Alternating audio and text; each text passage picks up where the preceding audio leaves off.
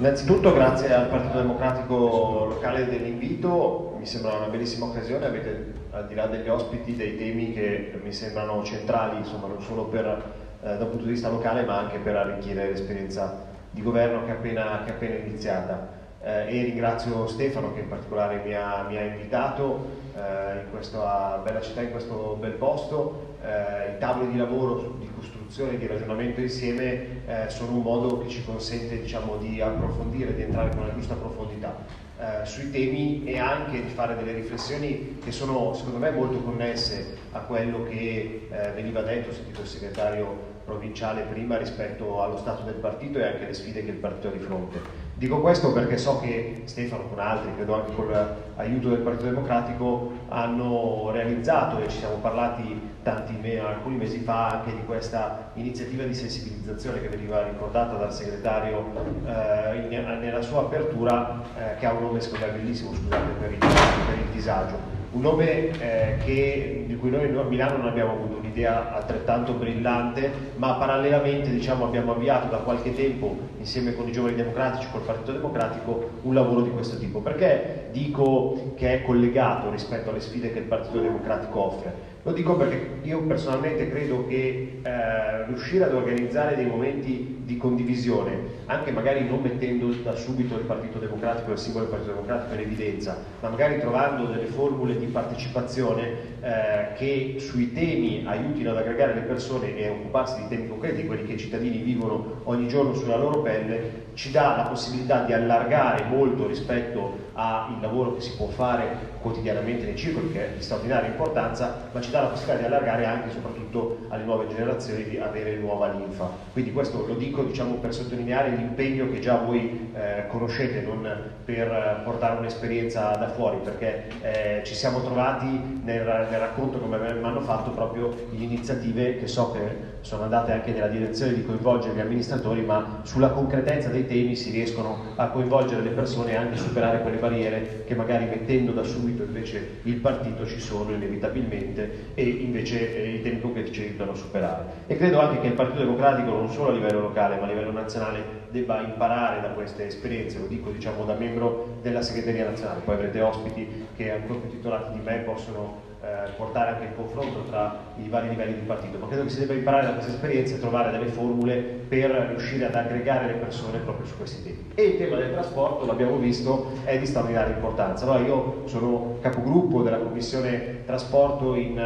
Regione Lombardia e ho questa delega che mi ha affidato il segretario nazionale Nicola Zingaretti sulle imprese e le professioni. Possono sembrare due cose estremamente distinte, ma sono contento che nell'intervento introduttivo invece si sia spiegato tecnicamente perché in realtà sono invece molto fortemente connesse. Noi il governo abbiamo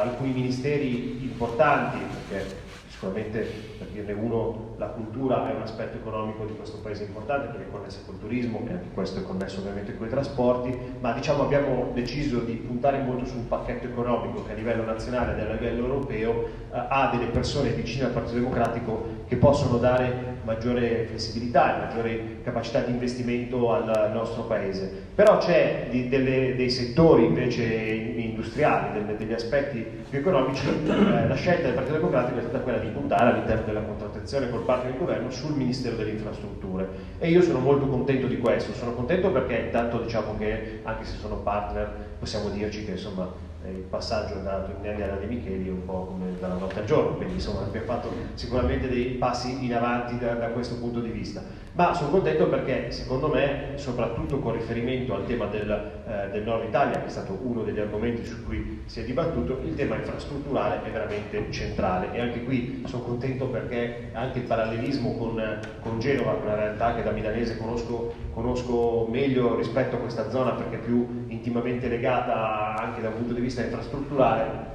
è evidente che è una delle grandi sfide del futuro. I porti, su cui si è concentrato il primo intervento, ma in generale i grandi corridoi e le grandi infrastrutture. Perché sono così importanti e perché sono così connesse col tema industriale, imprenditoriale e finanche ovviamente del lavoro? Perché noi siamo un'economia di trasformazione. Lo dico in una zona dove in realtà è ricca di materie prime, perché diciamo, vale diciamo, per la gran parte dell'Italia, ma non per questa zona. Però tendenzialmente l'Italia è un'economia che non si basa sulla estrazione di materie prime o sulla produzione di materie prime, ma si basa sulla trasformazione. Il nostro sistema storicamente è un sistema di trasformazione e pertanto è evidente che noi dobbiamo essere strettamente interconnessi con tutto il resto dell'Europa. Noi abbiamo avuto in Regione Lombardia una discussione sulla TAV e il capogruppo dei 5 Stelle, oggi li sto criticando un po' troppo, Zingaretti mi bacchetterà, però il capogruppo dei 5 Stelle mi ha molto colpito, che ha detto: ma scusate, noi siamo qua a Milano, siamo qua alla sede della Regione Lombardia a Milano, perché dobbiamo discutere della TAV che riguarda Torino e Lione? E capite bene che lì casca l'asino, nel senso che se non si comprende il fatto che il nostro lavoro, qualsiasi lavoro sia, è connesso intimamente con la capacità di avere delle infrastrutture che in modo veloce trasportino merci e persone in altri paesi, si perde il senso della realtà. Tenete conto che l'export sta diventando anno dopo anno, e in costante crescita della formazione del prodotto interno lordo del nostro paese, ha superato il 25% l'anno scorso, quindi siamo al 26% del nostro prodotto interno lordo che è derivante dall'export. E negli anni della crisi, ai noi, perché ovviamente ci piacerebbe, speriamo che questo governo ci aiuti anche a rilanciare la domanda interna, ma l'export è stato l'elemento principale, l'unico driver che ha, diciamo, portato a una controtendenza rispetto agli elementi economici. E in più c'è un altro grande tema di cui vi occuperete in un tavolo ad hoc, quindi anche questo lo cito solo come elemento costitutivo per l'importanza che riveste il tema delle infrastrutture e dei trasporti, che è il tema ambientale, perché è evidente che delle 5 macro aree in cui gli Stati, le regioni si devono impegnare per gli accordi di Parigi e per la sostenibilità, per raggiungere gli obiettivi ONU che sono stati imposti, il tema della mobilità non da solo, sono diverse, c'è l'industria, c'è l'agricoltura, c'è l'urbanistica, eccetera, però il tema della mobilità è sicuramente quello più aggredibile nel breve periodo, perché sia dal punto di vista dell'utilizzo dell'auto privata e della trasformazione del parco auto, sia dal punto di vista del trasporto pubblico, si possono fare dei grandi passi in avanti, tutto sommato rispetto, anche se non è facile perché stiamo sempre parlando non di Paperone e Paperoni, ma dello Stato italiano, delle regioni italiane, ma rispetto ad altri settori si possono fare dei passi in avanti più velocemente e in modo più immediato. Noi stiamo combattendo una sfida che è centrale da questo punto di vista, noi come italiani, noi come europei, non come cittadini del mondo, stiamo combattendo una sfida che è centrale. Se continueremo di questo passo, le temperature medie rispetto alla società preindustriale cresceranno di 2 gradi, il che vorrà dire, per dire un dato che a me colpisce molto, l'abbattimento del 99% della barriera corallina da qua al 2050. Ora, credo che al largo delle coste di Rovigo non ci sia la barriera corallina, penso, però credo che comunque questo dato tocchi, e poi invece non ci sarà la barriera corallina, ma l'innalzamento dei mari sicuramente impatta da un punto di vista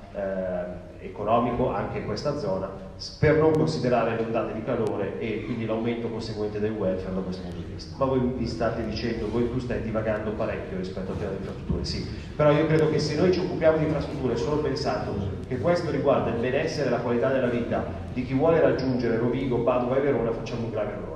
Noi quando ci occupiamo di trasporti ci occupiamo di questi temi qua, ci occupiamo del lavoro, dei nostri figli, dei nostri nipoti, e ci occupiamo della salute dei nostri figli, dei nostri nipoti e anche dei nostri nonni, che sono quelli più soggetti alle ondate di calore di cui parlavo prima. Quindi questo è l'argomento di cui stiamo parlando. Ora, la situazione veneta è molto diversa da un punto di vista di governance da quella lombarda, quindi siccome non sono un grande esperto della situazione veneta, evito di parlarne io, ci sono persone anche a questo tavolo sicuramente più esperte di me, ed evito di tediarvi rispetto alla situazione lombarda, su cui ci sarebbe molto da dire. Noi abbiamo chiaramente degli elementi in comune tra Lombardia e Veneto, diciamo che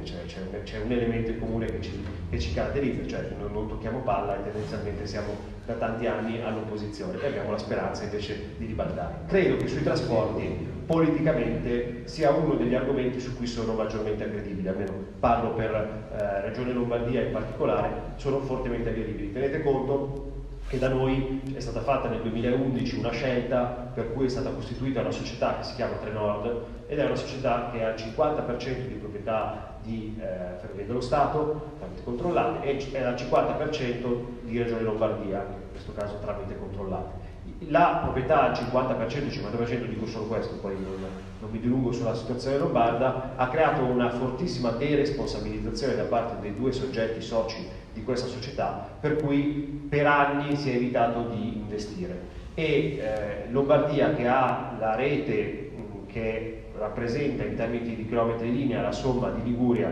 Piemonte ed Emilia Romagna, quindi diciamo è una rete fortemente estesa, e ha il nodo di Milano, che è un nodo fortemente critico, ha avuto due velocità. Milano, dove i nodi delle metropolitane e del trasporto pubblico lombardo, nonostante una diminuzione dei contributi a livello nazionale e a livello regionale, il Comune di Milano ha continuato a investire, per cui dal 2011 ad oggi c'è stato un aumento del 15% del servizio offerto, e in più oggi Milano sta costruendo due nuove metropolitane in più, che sono la M5 in realtà, che è già stata costruita ed è già in funzione, che è quella che diciamo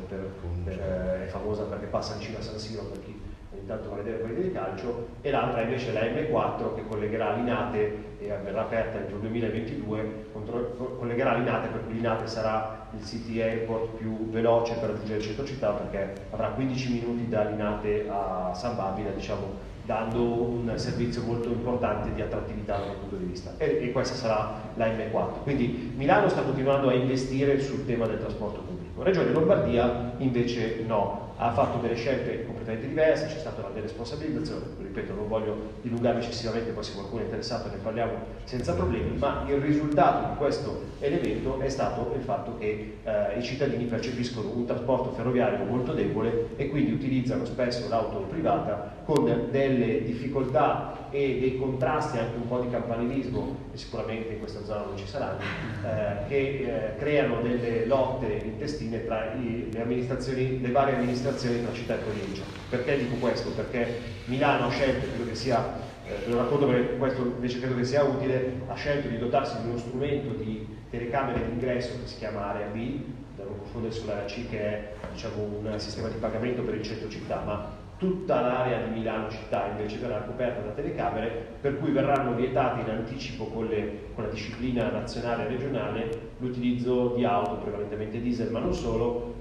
limitando diciamo l'ingresso. E si è scoperto che le auto che entrano a Milano che sono già attive, anche se i biglietti non sono ancora partiti, e si è scoperto che le auto che entrano a Milano sono molto di più di quelle che si era immaginato dalle stime che si facevano in precedenza. E questa è una chiara diciamo, situazione dove le istituzioni non lavorano bene insieme, perché si sta creando a danno dei cittadini una lotta tra il legittimo interesse di chi vive in città, che non vuole essere invaso diciamo, dal gas di scarico dalle auto che entrano in città, e quelli di fuori che invece dicono: ma noi verremo anche volentieri col treno, però ci dovete mettere a disposizione dei servizi di trasporto pubblico non solo a Milano ma anche fuori, che siano efficienti e all'altezza. Ecco, su questo racconto che vi ho fatto, anche se a voi diciamo me ne frega giusto rispetto a quello che avviene a Milano, però credo che si giochi la sfida del futuro e la sfida della politica, cioè riuscire a far sì che anche a livello nazionale, con il lavoro a oggi di Paola De Micheli, si rafforzi il lavoro che era stato fatto dall'allora ministro Del Rio, che aveva avuto il grande pregio di stabilizzare i contributi a livello nazionale sul trasporto pubblico, ma non possiamo dimenticarci che dal 2010 ad oggi in generale i fondi del trasporto pubblico a livello nazionale, soprattutto nell'epoca di Monti, dove comunque noi eravamo sostenitori di quel governo, sono stati tagliati in un complesso del 20%. È evidente che in una riduzione del 20% del trasporto pubblico si dà un grande alibi anche ad amministrazioni non vicine alle nostre per poter dire: non è colpa nostra, è colpa del fatto che ci vengono tagliati. Poi questa cosa è vera fino a un certo punto, perché